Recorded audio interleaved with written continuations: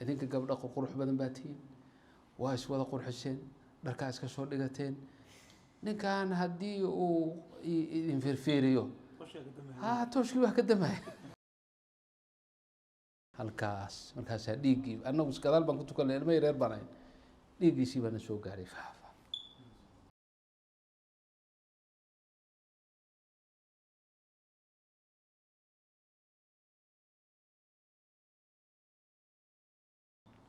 wadaad kale oo haddaba ilaa hadda joogana sheekh joogana oo xerta ka mid ahaana salaatu lcishaa baan ku jirnay weliba maana iloobin meeshuu aabba u akrinaya sheekh alwaalid ida asamaa nshaqad buu akrinayay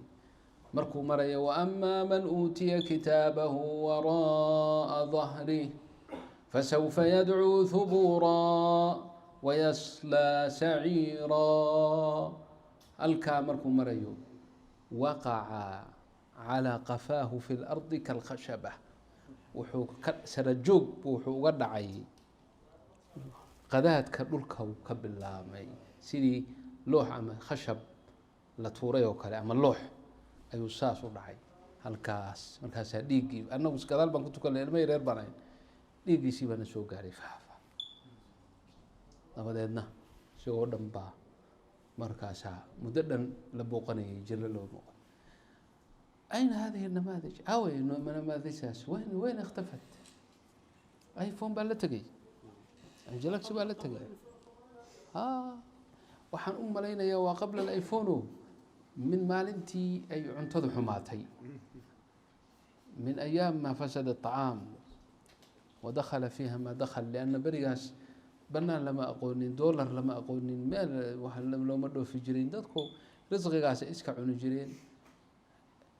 أهل الله baa lahaa والله إني لأتعجب يوما من الأيام الوالد رحمة الله عليه salaada marka laga baxay saa u fiiriyey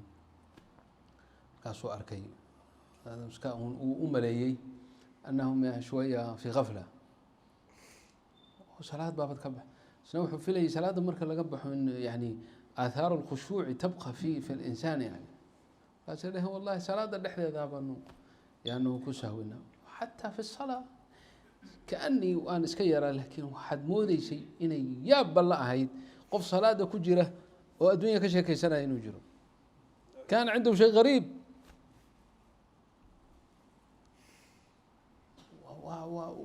arrin lala yaabana ma aha لأن markuu qofku waqtigiisa naftiisa uu la xisaabtamo oo waqtigiisa uu muqadar yahay والله ما كان عندهم لعب كان حياتهم جد beri baan meesha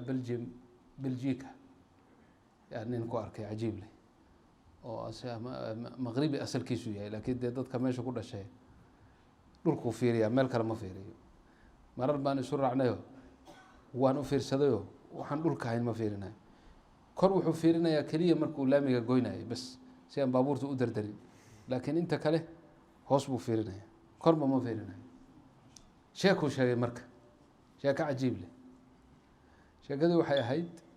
waxaan tegay buu yihi meesha oo xafiiska laga qaato warqadda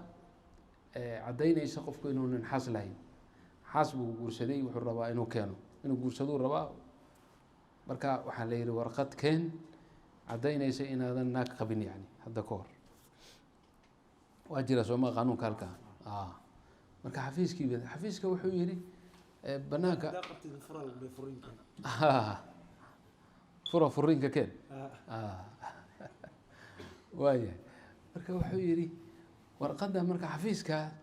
nagaa ka wada shaqeynaya kullu waa naago waana wada gizaas wuxuu ka samaysan yahay dhalo marka wayna arkaan buu yihi aniga marka waan soo socday xafiiskii mid kalea la socday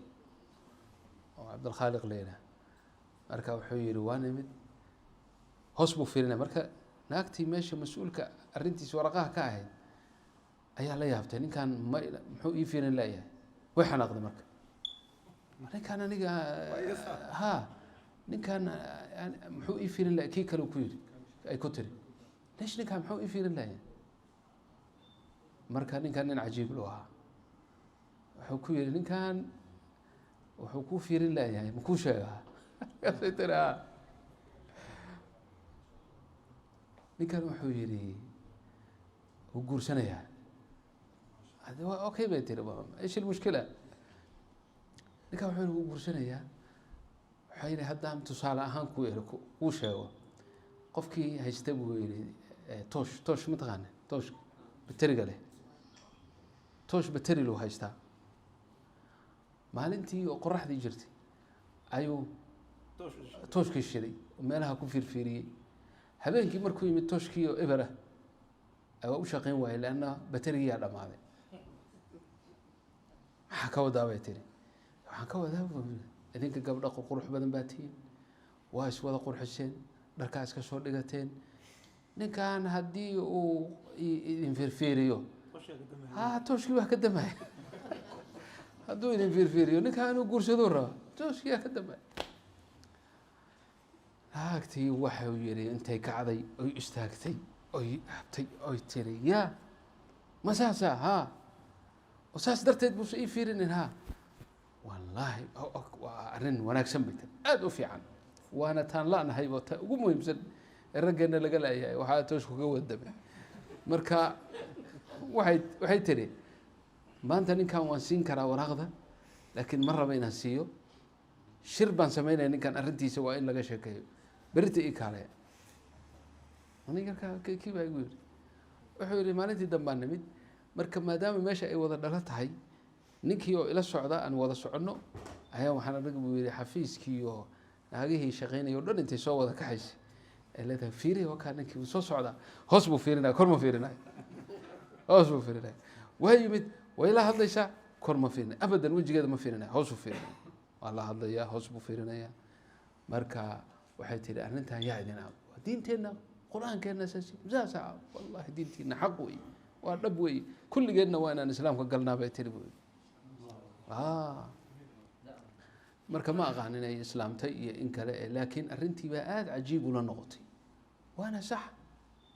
markaad munkar iyo bakti iyo qurun iyo wax xun aan daawanayso noloshaadii oo dhan baa daciifaysa oo dhinaca kastaad ka daciifaysa diinan wa dunya marka qadu lbasari muhim jiddan wa ana axwajukum ilay aniga idinku xaajo badan wallahi idinka waxaa baan u malaynaya intaad iska barateeno meelahan iska joogjoogteeno inagu meelaha markaan ka nimaadno allahu aclam bixaalina ilaahi subxaana watacala qada lbasarka allah na siiyo غض البصر مع قيام الليل ترتقي بجناحين إلى الله إلى الدرجات العلى